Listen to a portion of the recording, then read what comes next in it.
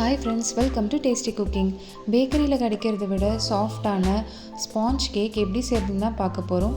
Rose milk எசன்ஸில் சாப்பிட்றதுக்கு ரொம்ப அருமையான டேஸ்ட்டில் இருக்கும். குழந்தைங்க கேக் கேட்கும்போது வீட்லேயே இது போல் செஞ்சு கொடுத்துடலாம். வாங்க இந்த ரெசிபி இப்போது எப்படி செய்யறதுன்னு பார்க்கலாம். இது செய்யறதுக்கு ரூம் டெம்பரேச்சரில் இருக்கிற 4 முட்டை எடுத்துருந்தோம். முட்டையோட வெள்ளைக்கரு மஞ்சக்கரு தனித்தனியாக பிரிச்சுக்கலாம்.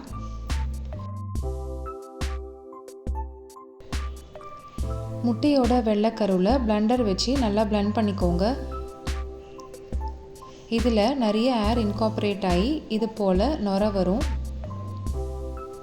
முட்டையோட ஃபோம் நல்லா திக்காக வரணும்.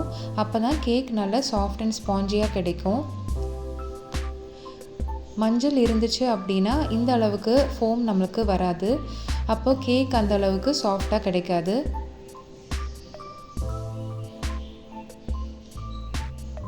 பத்து நிமிஷம் இது போல் பிளெண்ட் பண்ணி எடுத்துடலாம்.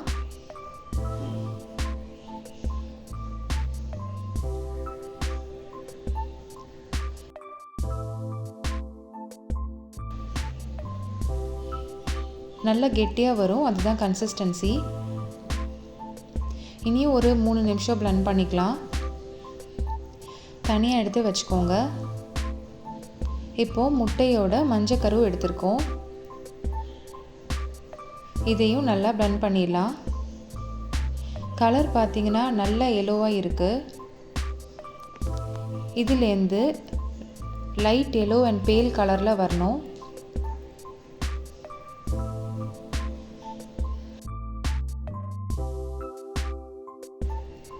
அப்போ தான் முட்டையோட ஸ்மெல்லும் அதிகம் வராது.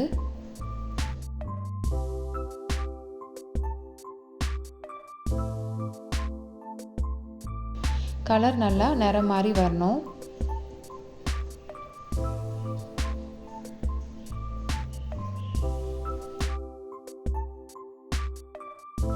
இது இப்போது ரெடியாக இருக்குது. 1 கப்பு சர்க்கரையை மிக்ஸி ஜாரில் சேர்த்து பவுடரை அரைச்சி வச்சுருக்கோம், அதுவும் சேர்த்துக்கோங்க. இது போல் ஜல்லடையில் சேர்த்து ஸ்பூன் வச்சு மிக்ஸ் பண்ணிடலாம். அப்போ தான் கட்டிகள் எதுவும் இல்லாமல் வரும்.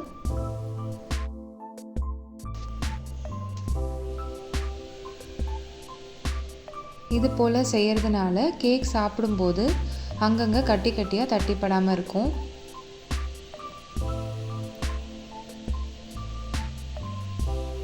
ஒரு கப்பு மைதா மாவு சேர்த்துக்கோங்க.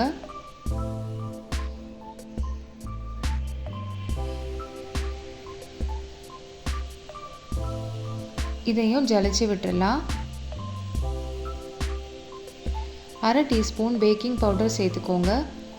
3 டேபிள் ஸ்பூன் எண்ணெய் சேர்த்துக்கலாம். இதில் பேக்கிங் பவுடர் மட்டும்தான் சேர்த்துருக்கோம், பேக்கிங் சோடா எதுவும் சேர்க்கல. 1 டீஸ்பூன் வெண்ணிலா எசன்ஸ் சேர்த்துக்கோங்க. எண்ணெய் சேர்க்கறதுனால கேக் நல்ல சாஃப்ட் அண்ட் மாய்ஸ்டாக வரும். ஃப்ளேவருக்காக 1/2 டீஸ்பூன் ரோஸ் மில்க் எசன்ஸ் சேர்க்குறோம். 1/4 கப்பு பால் தேவைப்படும். பாலை கொஞ்சம் கொஞ்சமாக சேர்த்து மிக்ஸ் பண்ணணும். இது பிளெண்டர் இல்லைன்னா ஸ்பேச்சுலா வச்சு கலந்து விட்டுக்கலாம். எல்லாத்தையும் ஒன்றா மிக்ஸ் பண்ணிக்கோங்க.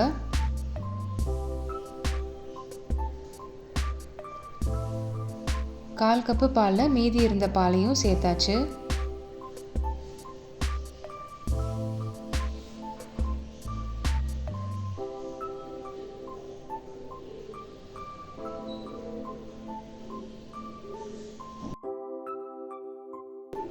கலந்து விட்டுக்கலாம்.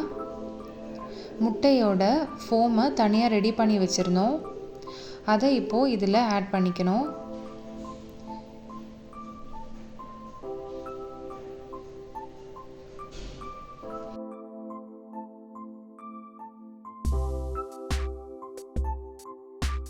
இதே போல் சேர்த்துருங்க.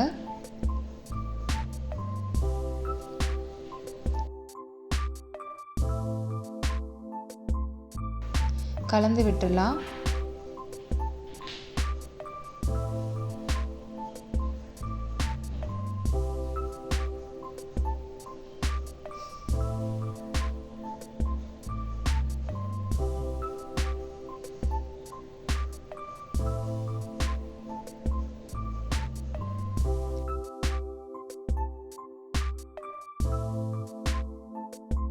நல்லா மிக்ஸ் பண்ணி எடுத்ததுக்கப்புறமா கேக் டின்னுக்கு மாற்றிடலாம். இதுதான் பேட்டரோட கன்சிஸ்டன்சி. கேக் மோல்டில் எண்ணெய் தடவி பார்ச்மெண்ட் பேப்பர் போட்டு வச்சுருந்தோம். அது மேலே இந்த கேக் பேட்டரை சேர்த்துக்கலாம்.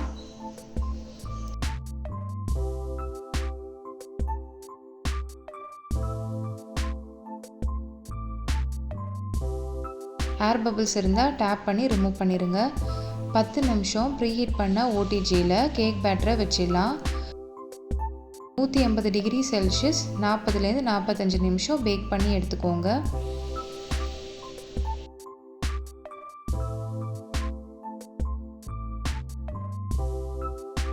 அவ்வளோதான், சுவையான rose milk sponge cake ready ஆகிடுச்சு. பார்ச்மெண்ட் பேப்பரை ரிமூவ் பண்ணிடலாம்.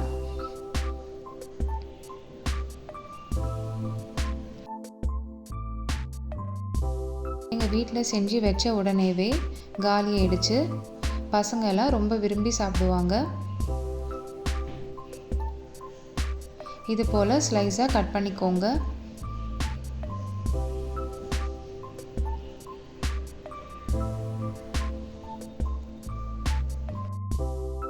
நல்ல சாஃப்ட் அண்ட் ஸ்பாஞ்சியான rose milk sponge cake ready ஆயிருக்கு. இந்த வீடியோ பார்க்கும்போதே உங்களுக்கு தெரிஞ்சிருக்கும், நல்லா பஞ்சு போல் கேக் ரெடி ஆயிருக்கு. நீங்களும் இந்த மெத்தடில் உங்கள் வீட்டில் ட்ரை பண்ணி பாருங்கள். கண்டிப்பாக அதுக்கப்புறம் பேக்கரியில் கேக் வாங்க மாட்டீங்க. வீட்டிலே இது போல் செய்யலாம். ட்ரை பண்ணிவிட்டு எப்படி வந்துச்சுன்னு கமெண்ட்ஸில் ஷேர் பண்ணுங்கள். இந்த வீடியோ உங்களுக்கு பிடிச்சிருக்கும்னு நம்புகிறேன். பிடிச்சிருந்தா டேஸ்டி குக்கிங் சேனலை லைக் அண்ட் சப்ஸ்கிரைப் பண்ணிக்கோங்க. தேங்க்யூ.